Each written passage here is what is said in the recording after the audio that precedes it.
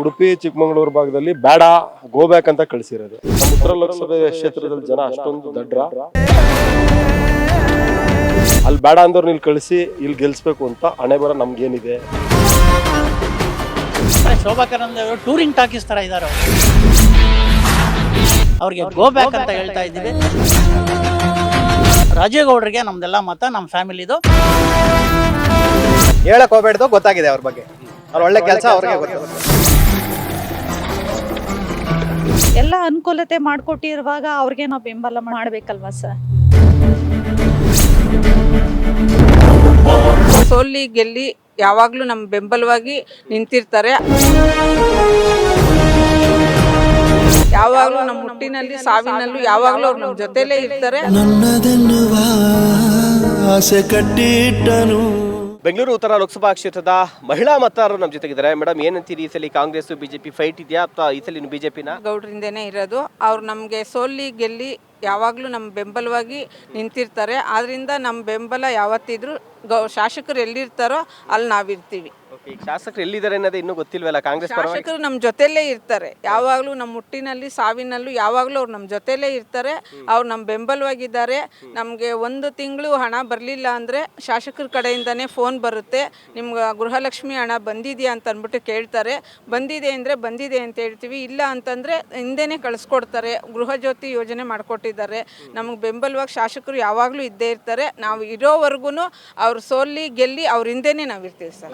ನೀವು ರಾಜೀವ್ ಗೌಡ್ರಿಗೆ ಮಾಡೋದು, ಕಾಂಗ್ರೆಸ್ಗೆ ಓಟ್ ಹಾಕೋದು ಸರ್. ನಾವು ಕಾಂಗ್ರೆಸ್ಗೆ. ಮೇಡಮ್, ತಾವೇನು ಹೇಳ್ತೀರಿ ಮೇಡಮ್? ಸರ್ ನಾವು ಅಷ್ಟೇ ಸರ್, ಕಾಂಗ್ರೆಸ್ಗೆ ಸರ್ ಓಟ್ ಮಾಡೋದು. ಯಾಕೆ ಮೇಡಮ್? ಯಾಕಂದರೆ ಇಲ್ಲಿನ ವ್ಯಕ್ತಿಗಳು ಯಾರು ನಮ್ಗೆ ಸಪೋರ್ಟ್ ಮಾಡ್ತಾರೋ ಅವ್ರಿಗೆಲ್ವ ಸರ್ ನಮ್ಮ ಬೆಂಬಲ ಮಾಡಬೇಕು. ಒಂದು ಕಷ್ಟ ಸುಖಕ್ಕೆ ಏನೇ ಇದ್ರೂ ನಮ್ಮ ಎಸ್.ಟಿ. ಸೋಮಶೇಖರ್ ಗೌಡ್ರೆ ಅವರೇ ನಮ್ಗೆ ಹೆಲ್ಪ್ ಮಾಡೋದು. ಅದಕ್ಕೋಸ್ಕರ ನಮ್ಮ ಬೆಂಬಲ ಅವ್ರಿಗೆ ಸರ್. ಈಗ ರಾಜೀವ್ ಗೌಡ್ರು ನಿಂತಿದ್ದಾರೆ, ಅವರೇ ಗೆಲ್ತಾರ ಈ ಸಲ? ಹೌದು ಸರ್, ಹೌದು ಸರ್, ರಾಜೀವ್ ಗೌಡ್ರೆ ಗೆಲ್ತಾರೆ. ಹೌದು ಸರ್. ಇನ್ನು ಕಾಂಗ್ರೆಸ್ ಗ್ಯಾರಂಟಿಗಳೆಲ್ಲ ಯೋಜನೆ ಬರ್ತಿದೆ ನಿಮಗೆ? ಬರ್ತಿದೆ ಸರ್, ತುಂಬ ಅನುಕೂಲ ಇದೆ. ಬಸ್ ಪಾಸ್ ಇದೆ, ಎಲ್ಲ ಅನುಕೂಲತೆ ಮಾಡಿಕೊಟ್ಟಿರುವಾಗ ಅವ್ರಿಗೆ ನಾವು ಬೆಂಬಲ ಮಾಡಬೇಕಲ್ವಾ ಸರ್? ಬೆಂಗಳೂರು ಉತ್ತರ ಲೋಕಸಭಾ ಕ್ಷೇತ್ರದ ಮತದಾರರು ನಮ್ಮ ಜೊತೆಗಿದ್ದಾರೆ. ಸರ್, ಒಂದ್ ಕಡೆ ಸಿಕ್ಕಾಪಟ್ಟೆ ಬಿಸಿಲು, ಇನ್ನೊಂದ್ ಕಡೆ ಚುನಾವಣೆಯ ಪ್ರಚಾರದ ಬಿಸಿಲು. ಬಂದ್ವಿ. ಏನ್ ಹೇಳ್ತೀರಾ? ಜ್ಯೂಸ್ ಕುಟ್ಕೊಂಡು ಏನ್ ಡಿಸ್ಕಸ್ ಆಗ್ತಿದೆ ಇಲ್ಲಿ? ಯಾರು ಸರ್, ಅದು ಇವಾಗ ಜನಕ್ಕೆ ಮೂಲ ಫಸ್ಟ್ ನಾವು ನೋಡ್ಬೇಕಾದ್ದು ಕ್ಯಾಂಡಿಡೇಟ್ ಯಾರು, ಏನು, ಅವರ ಒಂದು ಮುಂದೆ ಏನು ಕೆಲಸ ಮಾಡೋರೆ, ಮಾಡ್ತಾರೆ, ಹಿಂದೆ ಏನು ಮಾಡೋರೆ, ಇವನ್ನೆಲ್ಲ ಯೋಚನೆ ಮಾಡಬೇಕು.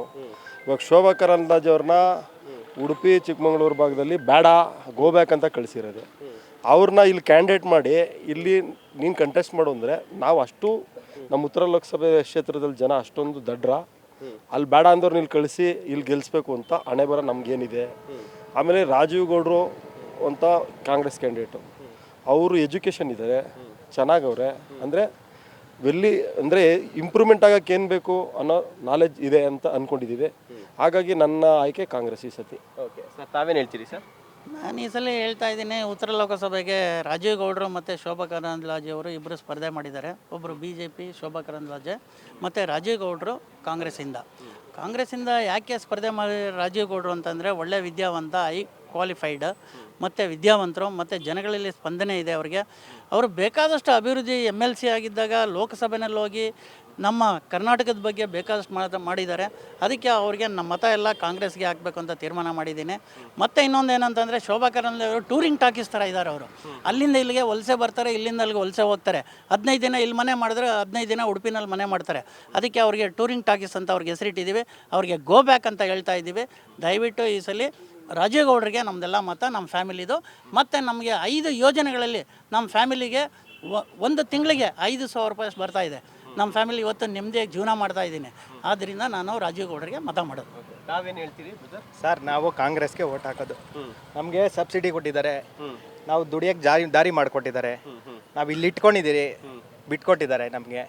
ನಾವು ಕಾಂಗ್ರೆಸ್ಗೆ ಓಟ್ ಹಾಕೋದು. ಓಕೆ, ಕ್ಯಾಂಡಿಡೇಟ್ ರಾಜೀವ್ ಗೌಡ್ರು ಗೊತ್ತಲ್ಲ? ಹಾಂ ಸರ್, ನಂದು ವೋಟಿಂಗ್ ಇದೆ, ನಾನು ಅವ್ರಿಗೆ ಹಾಕೋದು. ಗೊತ್ತಾಗಿದೆ ಸರ್ ಅವ್ರ ಬಗ್ಗೆ. ಹೇಳಕ್ಕೆ ಹೋಗ್ಬೇಡ್ದು, ಗೊತ್ತಾಗಿದೆ ಅವ್ರ ಬಗ್ಗೆ. ಅವ್ರ ಒಳ್ಳೆ ಕೆಲಸ ಅವ್ರಿಗೆ ಗೊತ್ತು. Okay sir, thank you.